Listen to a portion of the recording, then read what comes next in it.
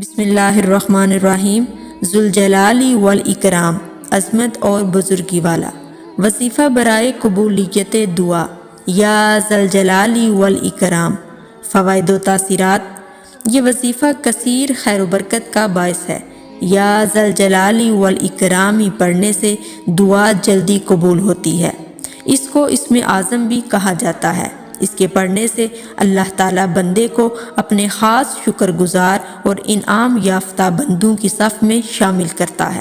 کثیر خیر و برکت کے حصول کے لیے یا مالک الملکی یا ذوالجلالی والاکرام ملا کر پڑھنا مفید ہے۔